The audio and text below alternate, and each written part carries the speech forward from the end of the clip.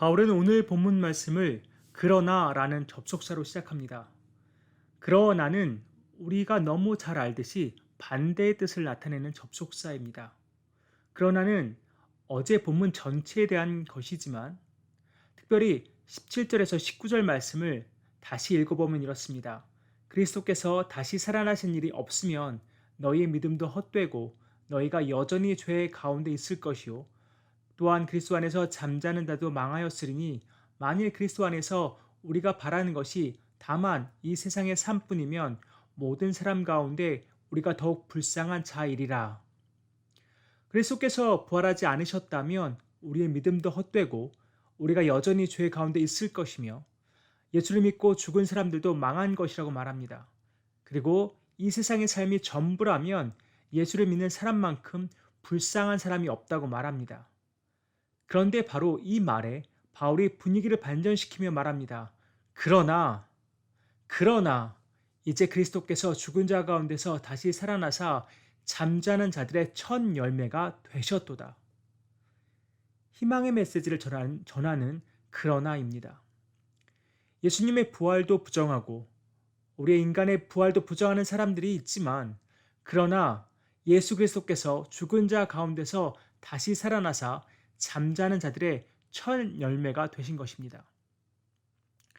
오해하실 분들은 안 계시겠지만 여기서 잠을 잔다는 것은 문자 그대로 잠을 잔다는 것이 아니라 죽음을 미화한 표현이기도 하고 죽음이 결코 끝이 아니라는 의미를 담고 있습니다. 그러므로 그리스도께서 실제로 육체적인 죽음 후에 다시 살아났다는 것입니다. 그리고 잠자는 자들, 다시 말해 죽은 자들의 첫 열매가 되셨습니다. 첫 열매가 어떤 의미일까요? 많은 열매가 약속되었다는 것입니다. 첫 열매를 수확했다는 것은 곧 나머지 많은 열매를 수확할 것이라는 의미가 내포된 것입니다. 따라서 예수님이 부활의 첫 열매가 되셨기에 다른 사람들의 부활도 약속되었다는 의미입니다. 바울은 22절에서 아담 안에서 모든 사람이 죄를 짓고 죽은 것 같이 그리스도 안에서 모든 사람이 삶을 얻을 것이라고 선포합니다. 아담 안에서 모든 사람은 죄를 짓고 하나님의 영광에 이르지 못하게 됐습니다. 그러나 예수 그리스도께서 그 죄의 문제를 십자가에서 죽으심으로 해결하시고 다시 사셔서 우리 역시 다시 살 수 있음을 확증해 주셨습니다. 이 부분은 특히 예수님이 이 땅에 완전한 인간으로 오셨음을 다시 한번 증거하는 것입니다.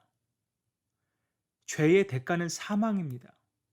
누군가가 그 대가를 치르지 않으면 모든 인간은 죄로 인해 죽을 수밖에 없습니다. 그 죄의 문제를 해결하시기 위해서 완전한 하나님, 완전한 신이신 예수님께서 완전한 인간의 모습으로 이 땅에 오셨습니다. 왜 완전한 인간의 모습으로 오셨습니까? 신은 죽을 수가 없기 때문입니다.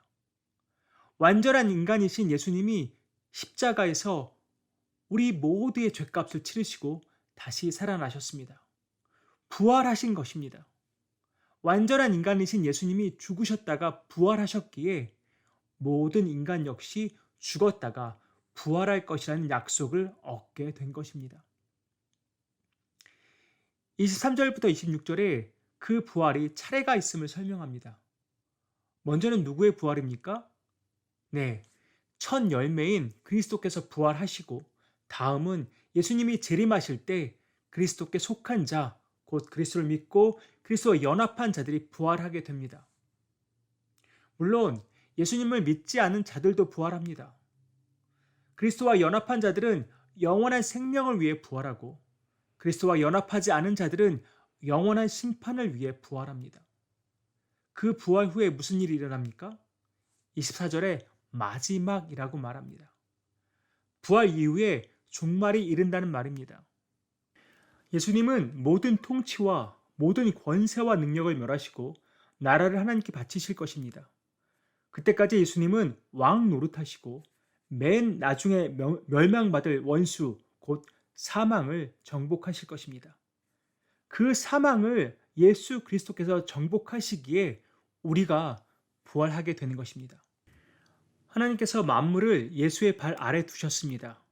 물론 27절, 28절 말씀처럼 하나님 자신이 만물에 속한 것은 아닙니다. 만물이 예수에 의해 정복되면 예수님 자신도 하나님께 복종하게 되고 결국 만물이 하나님의 주권 안에서 통일됩니다. 바울이 여기서 강조하고 있는 것은 부활의 첫 열매이신 예수 그리스도께서 만물을 정복하시고 마지막 원수인 죽음까지 정복하실 것이기에 장차 종말에 우리의 부활이 확실하다는 것입니다. 바울은 고린도 교인들이 그리고 모든 믿는 자가 예수의 부활과 모든 믿는 자의 부활을 확신하기를 원했기에 강조하고 또 강조하고 있는 것입니다. 이 세상에서의 삶이 끝이 아니고 죽음이 끝이 아니기에 우리는 소망을 갖게 됩니다.